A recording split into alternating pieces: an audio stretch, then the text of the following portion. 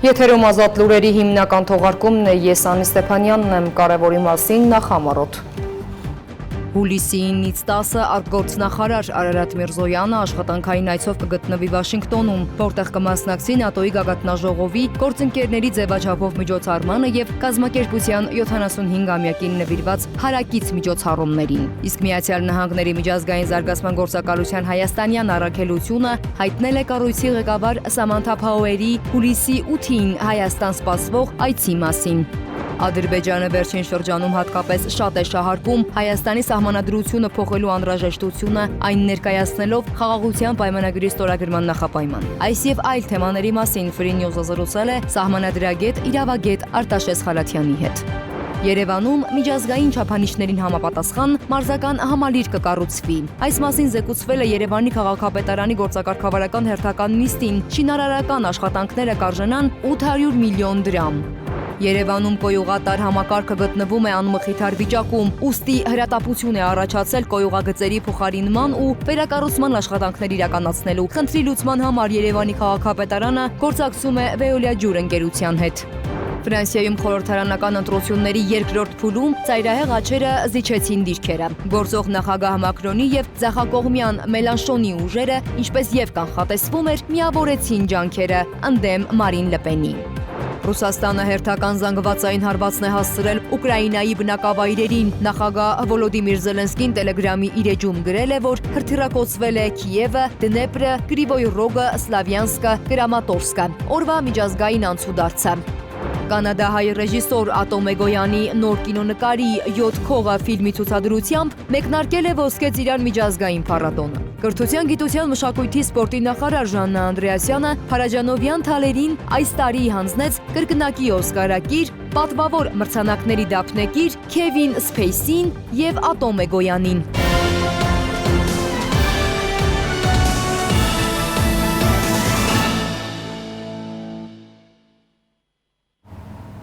Վարչապետ Նիկոլ Փաշինյանի գլխավորությամբ տեղի է ունեցել Անվտանգության խորհրդի հերթական նիստը։ Այս մասին տեղեկացրել են կառավարության մամուլի ծառայությունից։ Նիստի ընթացքում քննարկվել են զինված ուժերի ընթացիկ բարեփոխումների եւ միասնական կառավարման ավտոմատացված համակարգի, նաեւ կենսաբանական անվտանգությանն առնչվող հարցեր։ Հուլիսի 9-ից 10-ը արտգործնախարար Արարատ Միրզոյանը աշխատանքային այցով կգտնվի Վաշինգտոնում, որտեղ կմասնակցի ՆԱՏՕ-ի գագաթնաժողովի գործընկերների ձևաչափով միջոցառմանը եւ կազմակերպության 75-ամյակին նվիրված հարակից միջոցառումներին։ Ծրագրված են նաեւ երկկողմ հանդիպումներ, թե կոնկրետ ինչ հանդիպումների մասին է խոսքը, արտաքին գործերի նախարարությունը չի նշել։ Այն, որ Հայաստանն ու Ադրբեջանը հրավիրել են ՆԱՏՕ-ի 2024 թվականի գործընկերների հետ հանդիպմանը, հունիսի վերջին Բաքվում տեղեկացրել էր Միացյալ Նահանգների պետքարտուղարի տեղակալ Ջեյմս Օբրայենը։ Նա նաև նշել էր, թե եթե երկու երկրների արտաքին գործերի նախարարները համաձայնեն, ապա Միացյալ Նահանգները պատրաստ է հարթակ տրամադրել բանակցությունների համար։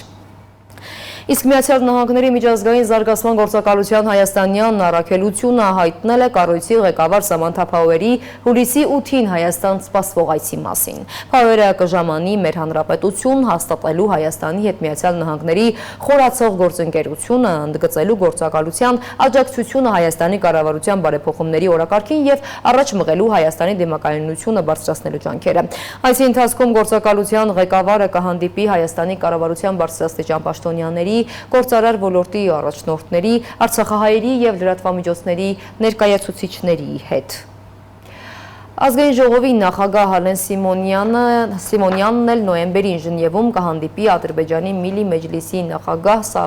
Սահիբա Գաֆորովայի հետ։ Հանդիպումը տեղի է ունենալու նույն ձևաչափով, ինչ նախորդները։ Հանդիպման պայմանավորվածությունը նախնական է։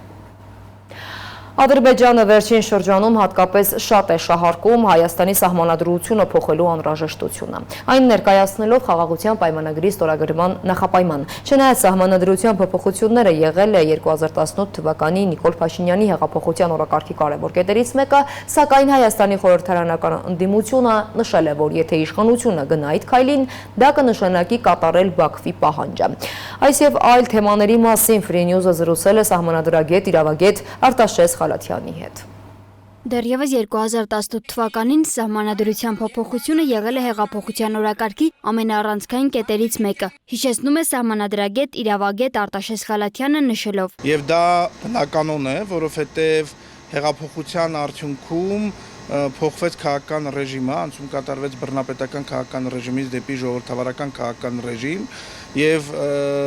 դրա տրամաբանական շարունակությունը պետք է լիներ նաեւ ոչ միայն գործող քաղաքական ինստիտուտների լեգիտիմության վերականգնումը,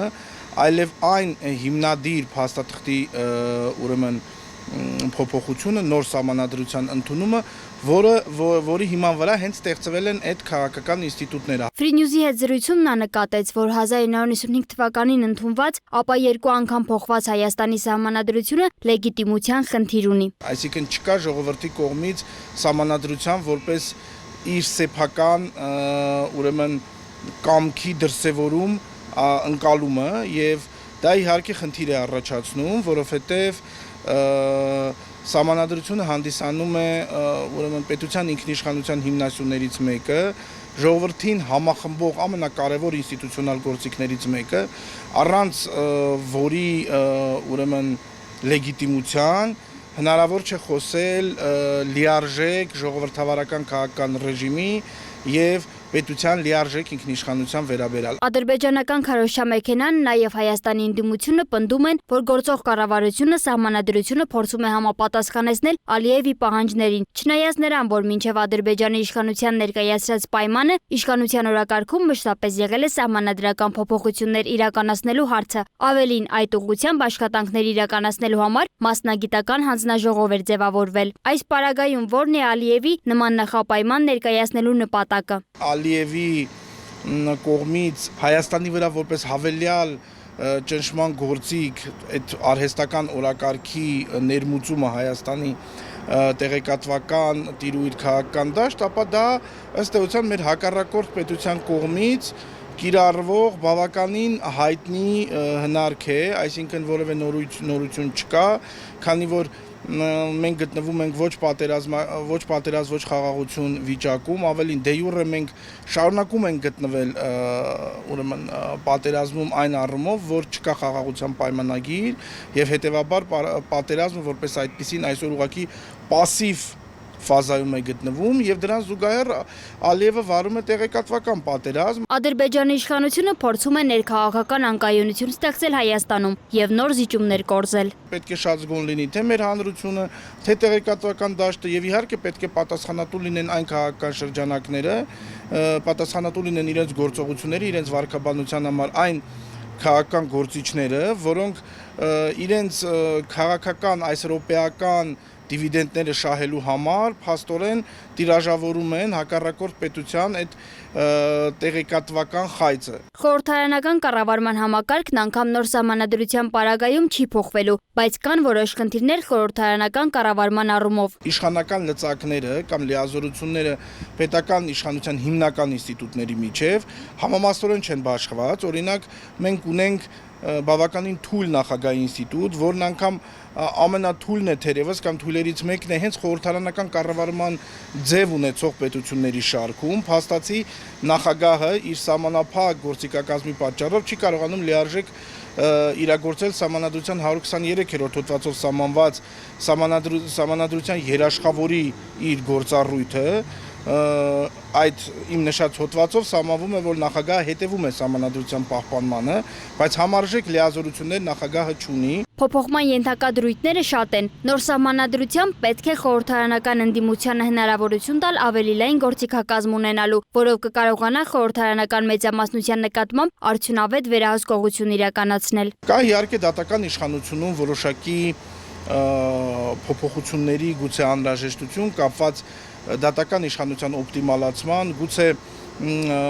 ուրեմն անգամ որոշ դատարանների միաձուլման եւ ավելի, այսպես ասենք, ճկուն համակարգ ձևավորելու համար, որպեսզի բացառվեն ինչպես լիազորությունների կրկնորդումը, այնպես էլ ուրեմն դատական համակարգի նաեւ ուրճացվածությունը։ Շատ կարևոր է, որ նոր սահմանադրությունն ընդունվի ազատ, արդար եւ թափանցիկ հանրաքվեի արդյունքում։ Անգամ եթե սահմանադրության դրույթների մեջ որևէ փոփոխություն չլինի, շատ կարևոր է, որ մեկ անգամ եւս վերահաստատվի ժողովրդի կամքը, հավելեց Խալաթյանը։ Սոնա Գիշյան, Տիգրան Ղազարյան, Free News, Ազատ լուրեր։ Գիրանցում բնակիչներից որևէ մեկը չի դժգոհում սահմանազատման գործընթացից, ավելին, գոհ են, որ արդեն հստակ սահման ունեն։ Այս մասին լրագրողների հետ ճեպազրույցում հայտնել է Առողջապահության և սոցիալական հարցերի հանձնաժողովի նախագահ Նարեկ Զեյնալյանը։ Նա տեղեկացրել է, որ այցելել են Գիրանց, շրջել են գյուղում, զրուցել մարդկանց հետ ու եկել այդ եզրահանգմանը։ Քաղաքացիական պայմանագիր խմբակցության պատգամավորն ընդգծել է, որ Գիրանցում սահմանազատման համար աննկարագրելի որակի և ծավալի աշխատանք է կատարվել։ Փորձում են մանիպուլյացիայի ենթարկել եւ այդ ապատեղեկատվությունը տարածել, ինչպես որ ապատեղեկատվություն էր տարածվում ամիս կես առաջ Գիրանցում, որ ադրբեջանցին գալու է մտնի գյուղ, գյուղը կիսվելու է երկու մասի, սահմանում լինելու են, նաև շահարկում էին սահմանազատվելու է, չգիտեմ, ծառերով, թփերով, գնացեք ինքներդ տեսեք, թե ինչպիսի սահմանազատված սահման ունենք։ Եվ դուք եւս հպարտություն պետքա տնկվել է, տեսակ։ Գիտեք, ինչ պետք չի կոնտեքստից, ուրեմն բառեր առանձնացնել եւ դա փորձել շահարկել։ Դուք ինքներդ տեսել եք եւ տեսա հոլովակները եւ ֆոտոնկարները։ Այն ինչ պիտի արվեր վերջին 20-25 տարիների ընթացքում, որը ցավոք սրտի չի արվել։ Եվ եթե արվեր, չէինք ունենա այն իրավիճակը, ինչ որ հիմա ունենք։ Հիմա դա արվում է, այդ դրա համար եմ հպարտանում։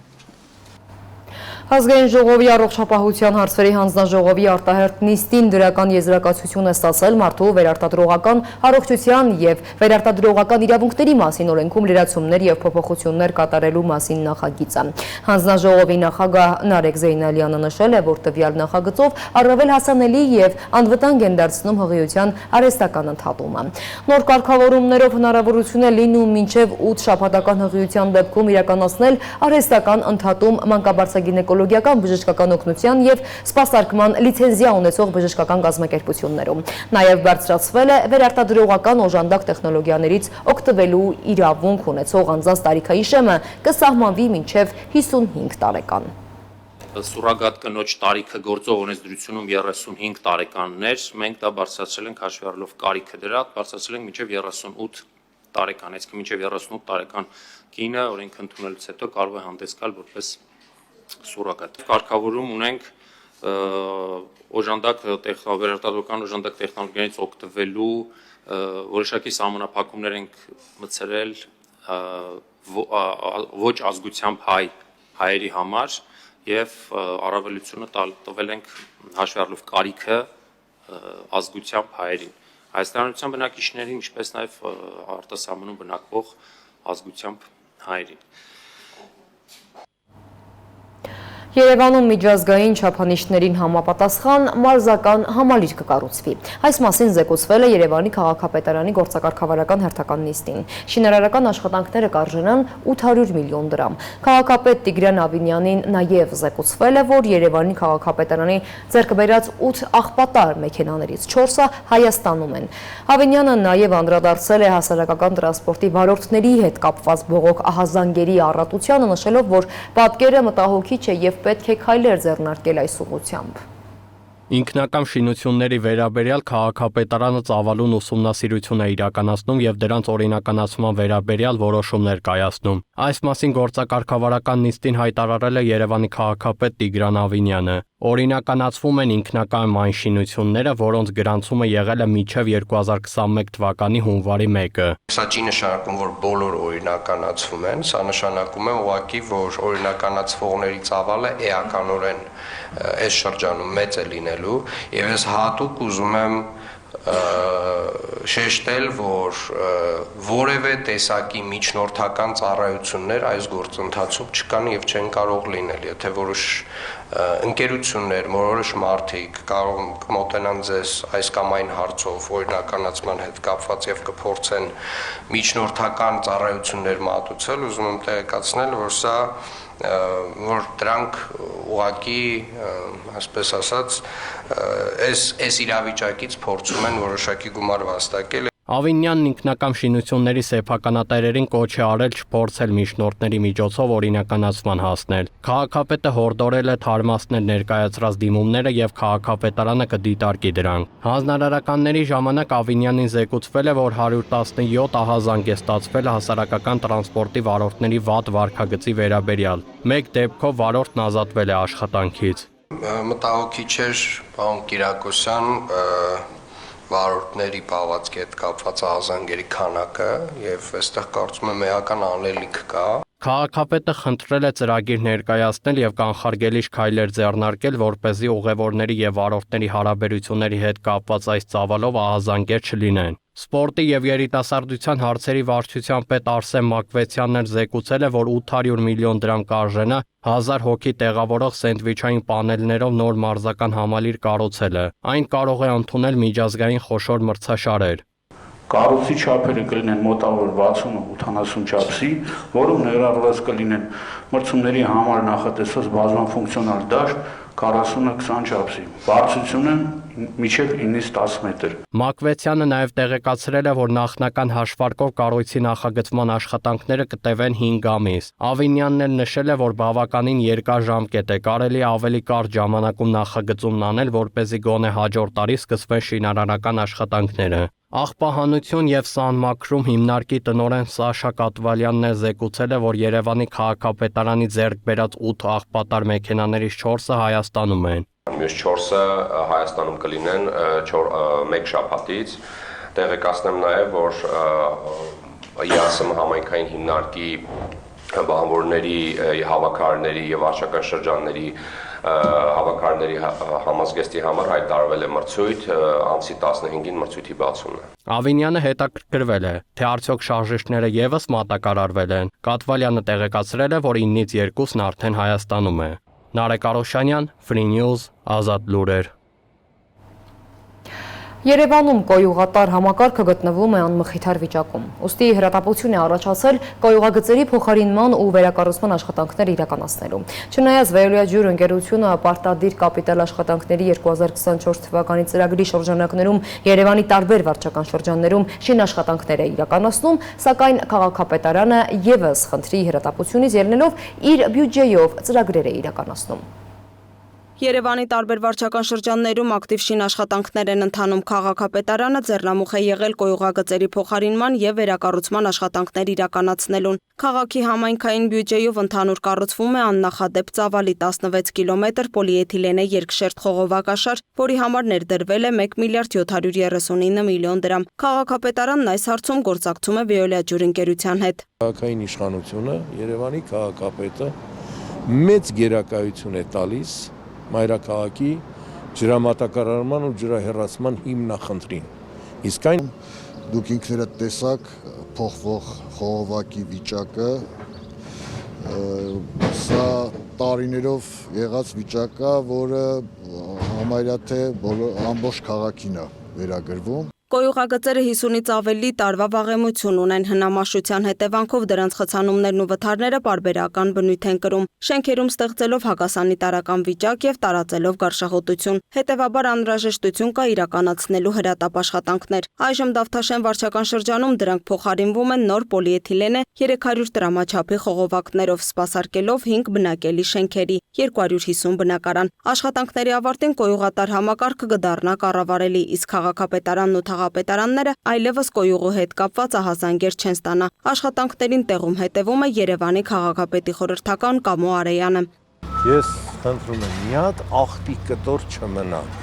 շինարարական աղբի կտոր չմնա։ Իդեալական տարածքը բերում եք նախկին տեսքի։ Բայց պարոն Կարոյան, եկարնում առանց Veolia-ի փորձարկման ոչ մի շահագործման հանձնարարություն։ Երևանի Աջափնյակ եւ Մալայցիա Սեբաստիա վարչական շրջանների Սեբաստիայի, Հալաբյան եւ Էստոնական փողոցներն արդեն իսկ ունեն նոր կոյուղագծեր։ Նորացման իրենց հերթին են սպասում մյուս փողոցները։ Մենք գտնվում ենք հիմա Նազարբեկյան թաղամասում, մասնավորապես Նազարբեկյան 1-ի A, 1-ի B երկու շենքերի միջնամասում, որտեղ տարիներ շարունակ, գուցե կարելի ասել մոտավորապես 7-8 տարի շարունակ կոյուղագծերի անսարկությունների խնդիր ենք ունեցել, Veolia ջրի կողմից բազմաթիվ անգամ գուցե շաբաթը մեկ մաքրել են, սակայն արդյունք չի տվել։ Կոյուղաջրերը ներհոսում են շենքերի հիմնատակեր, ուստի խնդիր առաջացավ վերակառուցել նշված կոյուղագծերը եւ կարողացանք քաղաքապետարանի միջոցով այդ կոյուղագծերի կառուցման աշխատանքները կյանքի կոչել։ Այստեղ շենքերը եւս խորհրդային տարիներին կառուցված վերջին բազմաբնակարան շենքերն են, հետևաբար նախկինում կառուցված կոյուղագծերը ոչ միայն հնամաշ էին, այլև չէին համապատասխանում սահմանված ստանդարտներին, ավելին վտանգում էին բազմաբնակարան շենքերի սեյսմակայունությունը։ Նրանում էր, որ թարս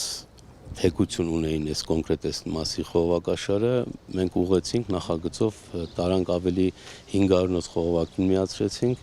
այս պայն աշխատանքները նորմալ ընթանում են, կարծում եմ գոհ կլինի եւ բնակչությունը եւ տարիներ շարունակ եւ սպասարկող կազմակերպությունը Վիոլաջուրը 400 դիամետր խողովակաշարով միացել ենք, հիմնականում Նազարբեկյան 1-2 AB Նազարբեկյան 1-ի AB եւ 2 շենքերի համար էր նախատեսված, սակայն հանգամանքների ձեռներով ավելացում կատարվեց, նաեւ Նազարբեկյան 6-րդ շենքը, մանկապարտեզը նախկին դպրոցը, որոնց բոլոր միացումները ներկապահին միացված են։ Տարվա ընթացքում մշակվում են երկարաժամկետ ծրագրեր, կատարվում են հսկայական ներդրումներ կոյուղու խնդիրներին արմատական լուծում տալու համար։ Ժամ առաջ պետք է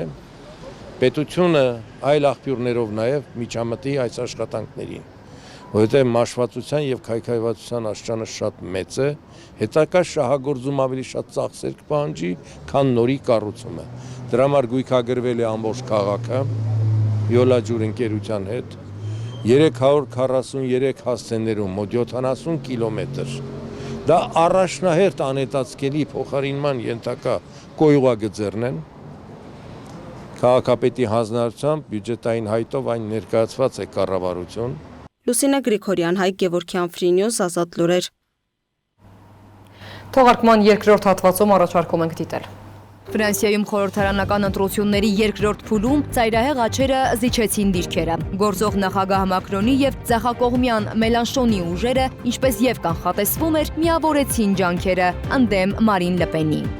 Ռուսաստանը հերթական զանգվածային հարվածն է հասցրել Ուկրաինայի բնակավայրերին։ Նախագահ Վոլոդիմիր Զելենսկին Տելեգրամի իր էջում գրել է, որ հրթիռակոծվել է Կիևը, Դնեպրը, Կրիվոյ Ռոգը, Սլավյանսկը, Կրամատորսկը։ Օրվա միջազգային անցուդարձը։ Կանադահայ ռեժիսոր Ատոմ Էգոյանի նոր կինոնկարի 7 քողը ֆիլմի ցուցադրությամբ մեկնարկել է Ոսկե ծիրան միջազգային փառատոնը։ Կրթության, գիտության, մշակույթի, սպորտի նախարար Ժաննա Անդրեասյանը Փարաջանովյան թալերին այս տարի հանձնեց կրկնակի Օսկարակիր, պատվավոր մրցանակների դափնեկիր Քևին Սփեյսին եւ Ատոմ Էգոյանին։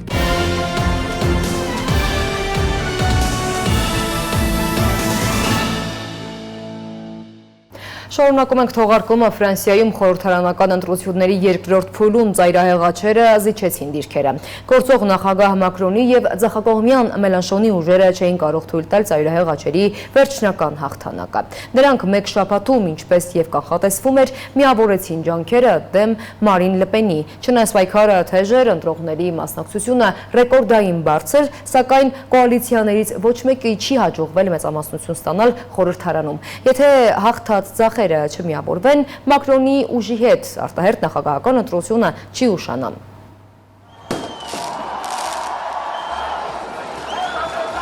Բոլորն ընդդեմ ծայրահեղ աչերի բանաձևը գործեց։ Ֆրանսիայում խորհրդարանական ընտրությունների երկրորդ փուլում ծայրահեղ աչերը զիջեցին դիրքերը։ Առաջին փուլում ազգային միավորումը Մարին Լպենի գլխավորությամբ զբաղեցրել էր առաջին հորիզոնականը, այսպիսով բորբոքելով ընդդիմադիր ֆրանսիացիներին։ Գործող նախագահ Մակրոնի եւ ձախակողմյան Մելանշոնի ուժերը չէին կարող թույլ տալ ծայրահեղ աչերի վերջնական հաղթանակը։ Նրանք մեկ շաբաթում, ինչպես եւ կանխատեսվում էր, միավորեցին ջանքերը ընդդեմ Մարին Լպենի։ Աչերի սպասելի հաղթանակը տապալելու համար Մակրոնի եւ Մելանշոնի դաշինքները կիրառել են նույն մարտավարությունը։ Երկրի բնակիչները եւս կարծես միացել էին աչերի դեմ պայքարին։ Դրանք ապահովել են ռեկորդային բարձր մասնակցություն։ Տեղական ժամանակով մոտավորապես ժամը 17-ին քաղաքացիների մասնակցությունը կազմել է մոտ 60%, ինչը 1.5 անգամ գերազանցում է քվեարկության երկրորդ փուլի մասնակցությունը 2022 թվականին օրվա նույն ժամին։ Սա 1981 թվականից ի վեր կեսօրվա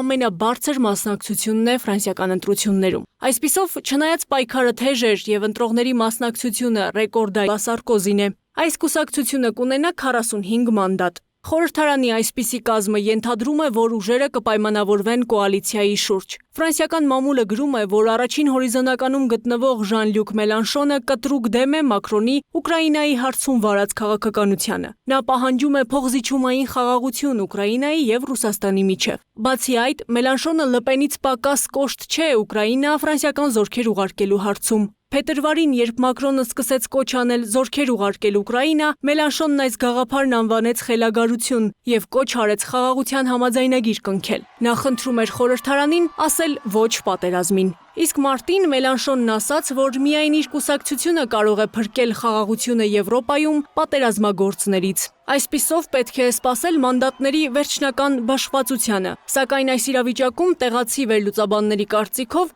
միակ հավանական տարբերակը ձախերի եւ մակրոնականների դաշինքն է։ Ընդ որում հավանականությունը շատ մեծ չէ, հատկապես այն պարագայում, երբ Մելանշոնն արդեն պահանջել է Մակրոնի հրաժարականը։ Եթե ուժերը համաձայնության չգան, իսկ դա ավելի հավանական է, քանի որ Մակրոնն ի սկզբանե հայտարարել է հրաժարական չի տալու, ապա նշանակում է, որ Ֆրանսիան լրջագույն ճգնաժամի առաջ է, վաղաժամկետ ընտրությունները չեն ուշանա։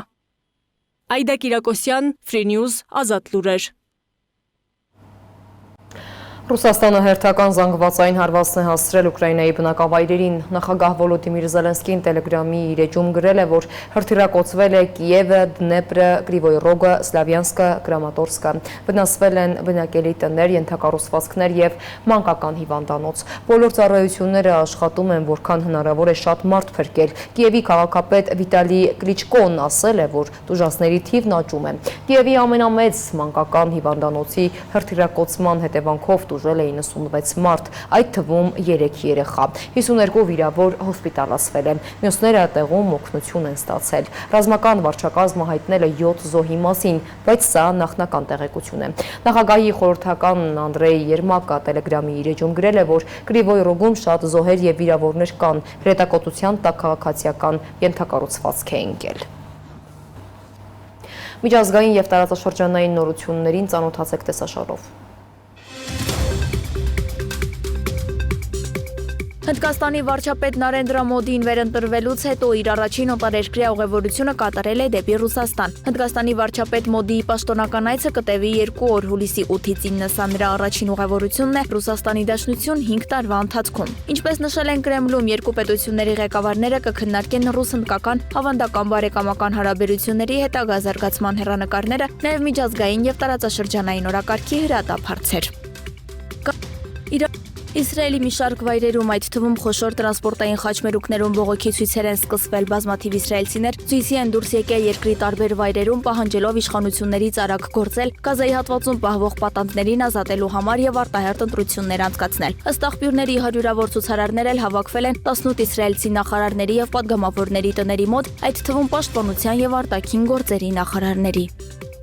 Խարկովում ռուսական հրթիռակոծության հետևանքով 2 մարդ է վիրավորվել։ Գիշերը քաղաքի Օսնովանսկի թաղամասը գտնվում էր հակառակորդի կրակոցների տակ, վնասվել է 3 առանձնատուն, որոնցից մեկն այրվել է, 2 կին են վիրավորվել, 2-ն էլ հոսպիտալացվել։ Ռուսական զինուժն ամեն օր գնդակոծում է Խարկովն ու Խարկովի շրջանը, Մոսկվան հերքում է խաղաղ բնակչության թիրախավորումը։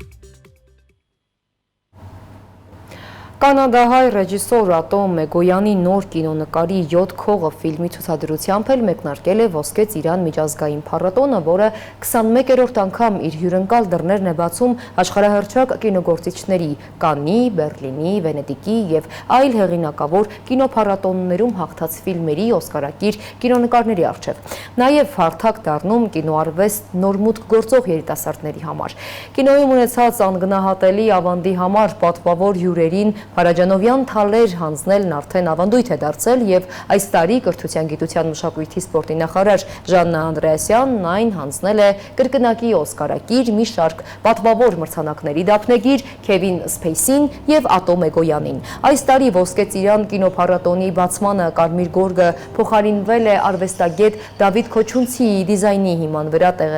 տեղացի գորգագործների պատրաստած գորգերով։ Ոսկե Ծիրանը առանձնահատուկ անդրադարձել է նաև կինոյի երկու մեծությունների՝ Շարլ Ազնավուրի եւ Սերգեյ Փարաջանովի 100-ամյա հոբելյանին։ Իսկ այս ժամի համար նախատեսել էինք այսքանը, թողարկման ավարտին ծանոթացեք եղանակային կանխատեսումներին, ցտեսություն։